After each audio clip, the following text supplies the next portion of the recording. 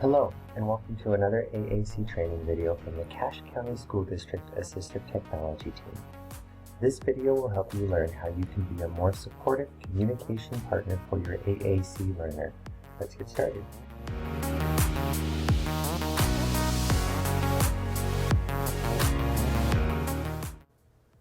When I talk about communication partners in this video, I'm referring to parents, teachers, and anyone else who interacts with a child who is learning to use an AAC system. In order for a child to learn how to communicate using their system, they need to have supportive communication partners alongside them every step of the way. Now that we've defined what a communication partner is, let's talk about why supportive communication partners are so vitally important for children learning to use AAC systems. The biggest thing that supportive communication partners do for AAC learners is to make communication meaningful and rewarding. Now, before we talk more about making communication meaningful and rewarding, I want to step back for just a minute and talk about what it's actually like to try to get your point across using an AAC system. Here's a list of what it takes to express a simple message using a typical AAC system versus using natural speech.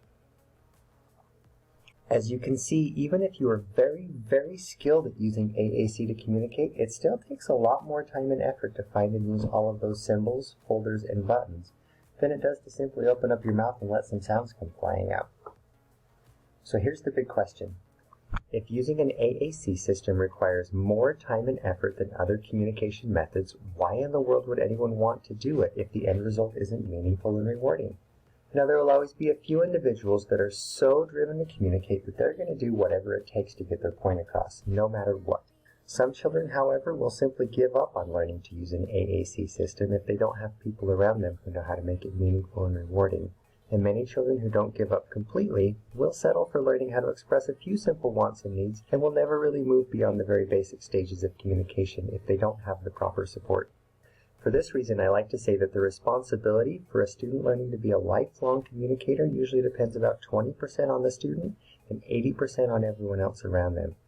Communication partners can do a lot to either make a system meaningful and rewarding or tedious and punishing.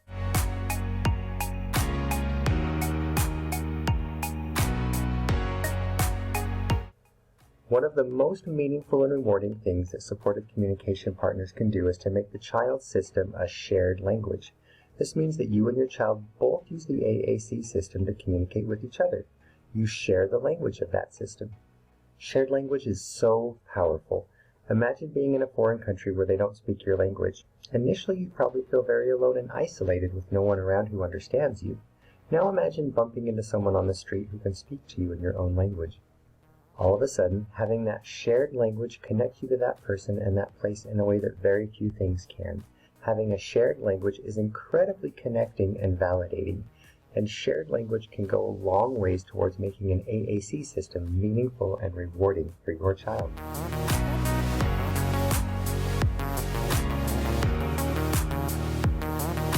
Another important thing that supportive communication partners do is to make communication as easy and effective as possible for AAC learners.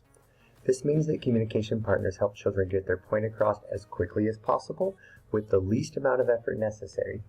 We've already talked about how using an AAC system takes more time and effort than other communication methods. So if a child has an easier way to communicate something, such as gesturing for example, then they should absolutely be allowed to use the easier communication strategy whenever possible. We sometimes think that once a child has a fancy AAC system that we need to force them to only use that system to communicate. But we need to keep in mind that the true goal of all of this is communication, not pushing buttons on a fancy device. Every single one of us uses multiple methods to communicate every day depending on the situation.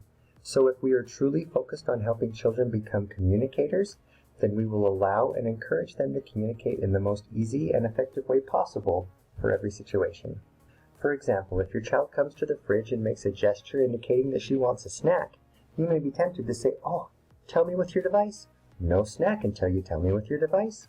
Your intentions are good, but what you're really doing in this situation is forcing your child who's already communicated her message by pointing to have to repeat herself using the AAC system, which we know takes more time.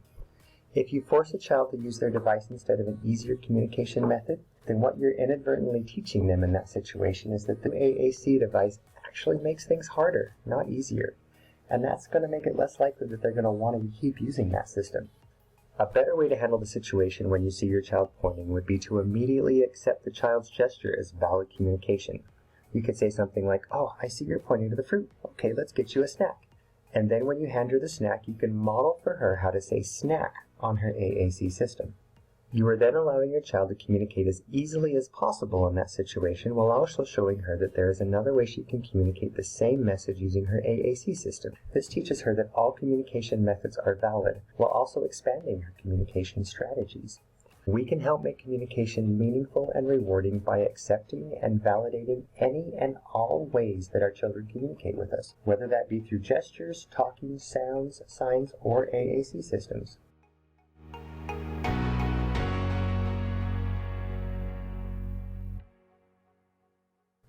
Now, you might sometimes find yourself in situations where a child is trying to talk to you, but you just don't know what they're saying. In these situations, it's really tempting to say, "Use your device," and then step back and expect the child to use their system to clarify their message. After all, they've got all those words now. Shouldn't they start using them? The problem is that your child may not yet know which symbols in the device to use, or they might not know where to find them. Communication partners sometimes assume that once a child has words in front of them, they're going to automatically know how to use all of those words, but it's not always true. It's often better to say, "I know you're trying to tell me something. Let's see if we can figure it out together." Then you can step in, and you and your child can work together to find the appropriate symbols on the device to help get their point across. Rather than stepping back and expecting your child to do all the work, you can step in and explore the communication system together. The phrase I often tell communication partners is to make it a quest instead of a test. What I mean by that is that we should step in and make it a quest to figure out the AAC system together, rather than you simply stepping back and testing your child's knowledge of a complex AAC system that they're still trying to learn.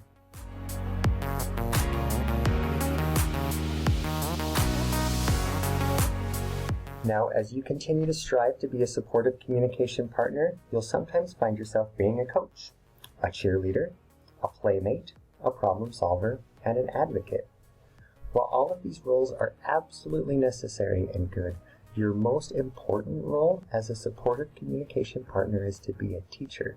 And the best way to teach a child how to use an AAC system is to model what true communication looks like using their system. The reason that modeling AAC works so well is because you show an AAC learner how to use the symbols in their system to communicate in real-life situations. Learning to communicate using an AAC system is actually a lot like learning to speak a foreign language, and the best way to learn a new language is to see and hear people around you use the new language. You need to be immersed in it. You're obviously not going to learn the new language the first time you hear it, but after enough experiences seeing and hearing others use the language, you will gradually start to pick up on how and when to use certain words. That is exactly what we do for our children when we model language for them using their system. They're probably not going to pick up on those strange new symbols the first 5 or 10 or maybe even 50 times you point to them.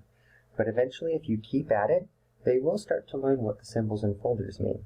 One caution: when you model communication using your child's AAC system, don't expect or require them to respond to your models. Remember, they're learning a brand new language, and they need time to see and hear the new words repeated over and over again for those strange new symbols to start to make sense. For example, at first it's totally okay for them to just sit back and watch you model how to use the symbol for help on their device until their brains start to make the connection that the help symbol means that somebody will help them get dressed, or will help them get juice from the fridge, for example. As you model how to use the symbols in their system and give them the freedom to just watch and learn, they will pick up on it over time. So if your child watches your models and chooses to respond using their system, you should by all means encourage and support their efforts to use the new language. We want them to feel free to experiment with their new language. That's how we all learn after all. But we never want to force an AAC learner to use their system if they're not ready. Forcing AAC learners to copy your models or to respond to your prompts can make the system more of a test than a quest. And that can make the AAC experience much less meaningful and rewarding for them.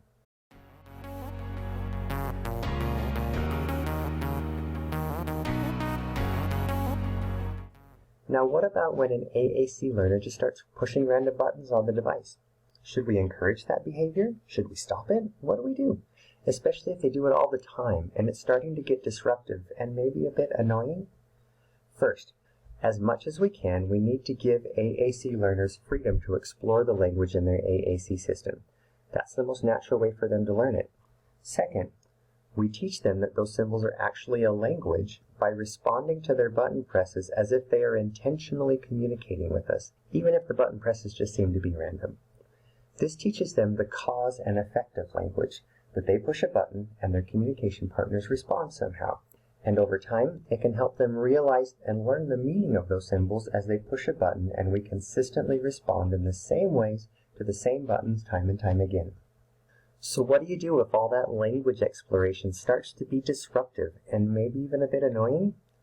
To be honest, there's no perfect answer to this question, but I usually tell communication partners to respond to your AAC Explorer the same way you would to a child whose talking is disruptive.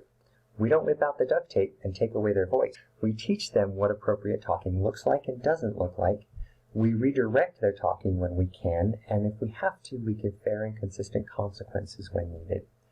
Now, none of those strategies are going to work perfectly all the time, but it's a lot better than taking away that child's voice. And the same thing goes for AAC learners whose language exploration is disruptive. We teach them what appropriate AAC communication looks like by modeling for them. We redirect them when we can, and if we have to, we give fair and consistent consequences when needed. Taking the device away from a child sends the wrong message about what the device is for, and taking it away can actually make the AAC system less meaningful and rewarding for them.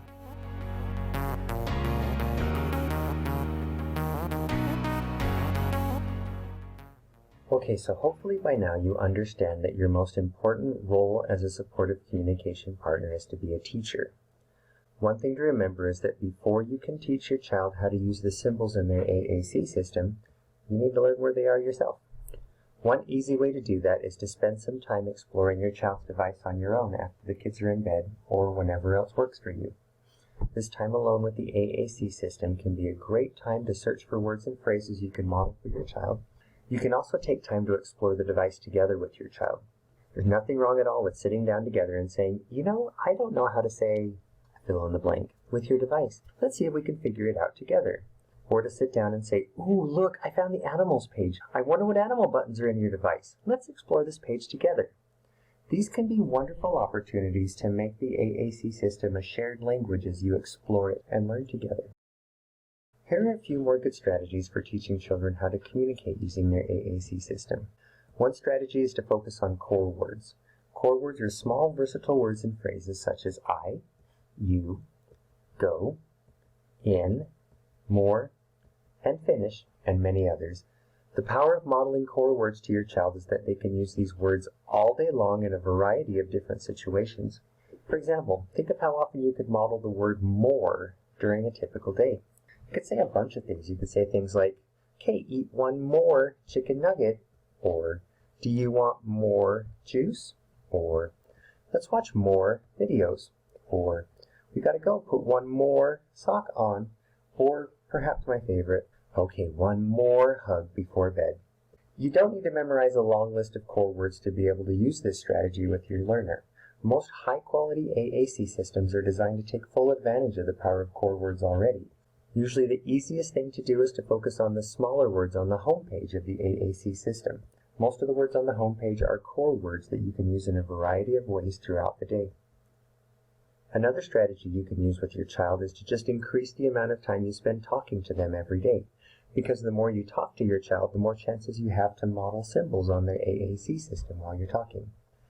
This could look like being a narrator and describing the things they do and the things you see together all day long. For example, you can say things like, oh, you're wearing a red shirt. I like it. Or, let's play with blocks. Oh, this one is big. Uh-oh, that one fell down. There are lots of things you can narrate for your child throughout their day using your voice and their system. You just have to keep your eyes open and be ready to narrate their world using their AAC device. You could also be a translator and attribute language and meaning to your child's actions, body language, and vocalizations. For example, you could say, I just saw you yawn. Are you tired? Or, you just looked at the cup on the counter. I think that means you want a drink.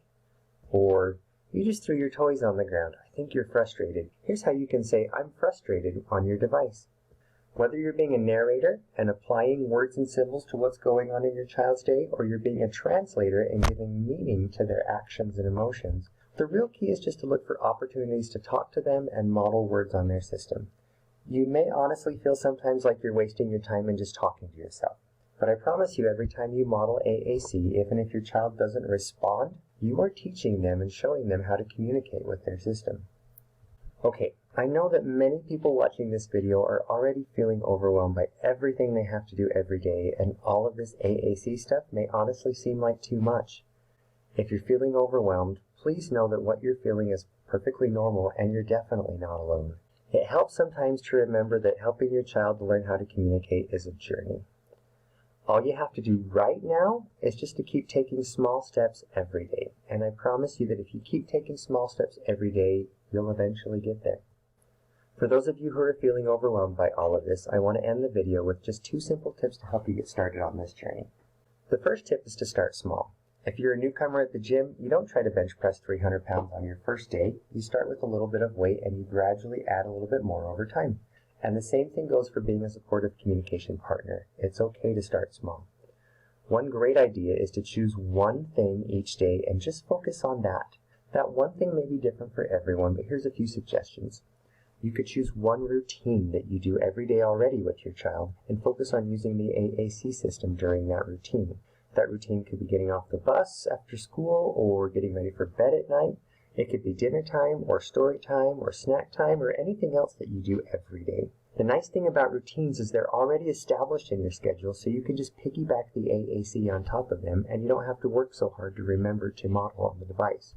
The routine will remind you to model. You can also choose one word or phrase and then look for opportunities throughout the day to model that word or phrase for your child using their system. For example, you could choose to focus on the core word go and then look for ways to model that word throughout the day as you go to school or go to the store or even watch a car go down the street. You could also choose one location in your house where you're just going to focus on modeling AAC with your child. It could be the kitchen, the bedroom, or really anywhere else. The nice thing about this is once you've chosen your location and started using the AAC system every time you're there, the environment will start to naturally remind you to model using the AAC system. It's totally okay to start small and focus on one thing to start with, but no matter what one thing you choose to focus on initially, make sure to expand to other routines and words and locations as soon as you feel comfortable doing so. My second and final tip for getting started on your AAC journey is to have fun. I have to tell you, this is honestly the best advice I've ever heard from parents. After all, why would you or your child want to do something all day every day if it wasn't fun? So how do you make AAC communication fun? I think the biggest thing is to just give yourself permission to have fun with the system. Play games, play with toys, play on the trampoline, watch fun videos, go for a walk, or read a book with silly voices. And while you're doing those fun things, talk about it using your voice and the child's AAC system. Let the schools and the therapists worry about goals and objectives and all that serious stuff. Give yourself permission to talk about blocks or Barbies or YouTube videos or picture books or bugs on the sidewalk. Talk about whatever's fun and interesting to you and your child. As you give yourself permission to just have fun with the AAC system, it will become something that you and your child actually look forward to every day. And what could be more meaningful and rewarding than that?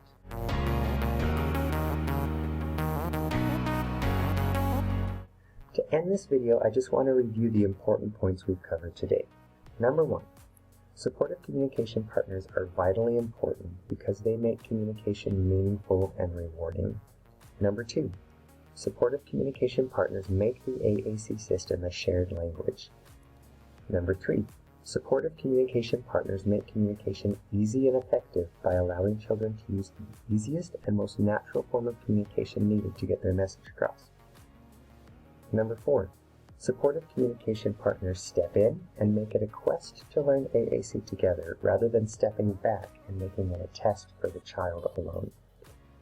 Number 5, supportive communication partners model words and phrases for children in real situations using their AAC system. Number 6, supportive communication partners accept random button presses as valid communication attempts, and they give appropriate redirection and consequences when AAC exploration becomes disruptive, rather than simply taking the device away. Number 7, supportive communication partners take time to explore the symbols, buttons, and folders in the device by themselves and with their children. Number 8, supportive communication partners focus on core words and seek to increase the amount of time they talk to their child throughout the day. Number 9, supportive communication partners start small, usually focusing on one thing at first, and then they gradually expand over time. And finally, number 10, supportive communication partners give themselves permission to have fun and to make communication fun for their child. I want to thank you guys so much for hanging with me to the end of this video. I know there's a ton of information. My hope is that you will start by taking just one idea from this video and use it in your life within the next few days. Then, as you and your child learn together, please come back to this video for more ideas to help you progress to the next step in your AAC journey. Also, please make sure to check out the other AAC videos on our CCSD Assistive Technology channel if you haven't already seen them or you just need a refresher. And most importantly, don't forget to have fun.